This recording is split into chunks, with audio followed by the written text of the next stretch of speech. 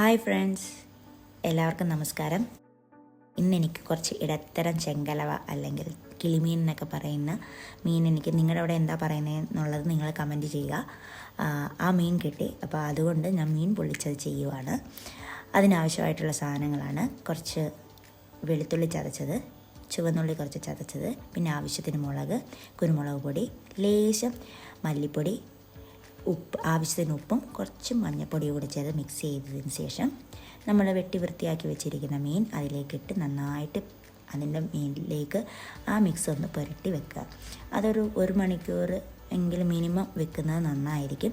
കുറച്ച് നേരം തേച്ചതിന് ശേഷം ഫ്രിഡ്ജിൽ വെക്കാമെങ്കിൽ അത്രയും നല്ലത്. അതിന് ശേഷം വളരെ സ്മൂത്തായിട്ട് തന്നെ നമ്മളതിൽ തേച്ച് പിടിപ്പിക്കണം.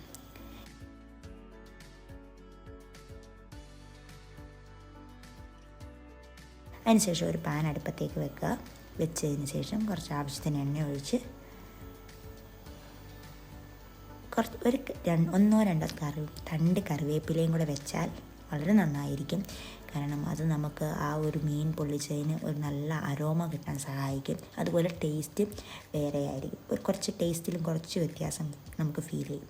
അതിനുശേഷം പതുക്കെ നമ്മൾ മിക്സ് പുരട്ടി വെച്ചിരിക്കുന്ന ആ മീൻ ഓരോന്നായിട്ട് പതുക്കെ എടുത്ത് അതിലേക്ക് വെക്കണം.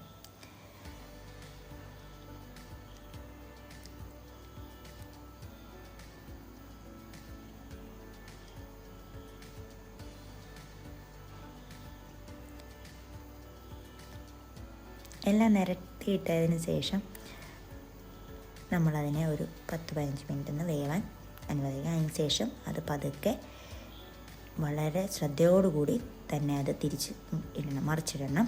ഇല്ലാന്നുണ്ടെങ്കിൽ ഈ മീനിൻ്റെ ഒരു പ്രത്യേകത എന്ന് പറഞ്ഞാൽ ഇത് പെട്ടെന്ന് പൊടിഞ്ഞു പോകും.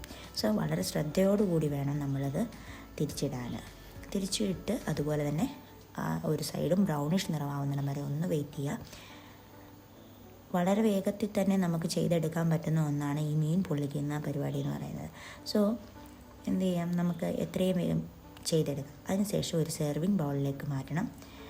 എല്ലാവരും ഇതൊന്ന് ട്രൈ ചെയ്ത് നോക്കാൻ മറക്കരുത്, മീൻ പൊള്ളിച്ചത്. അതിനുശേഷം നിങ്ങളുടെ അഭിപ്രായങ്ങൾ കമൻറ്റ് രൂപേണ എന്നെ അറിയിക്കുക. എല്ലാവർക്കും നന്ദി, നമസ്കാരം.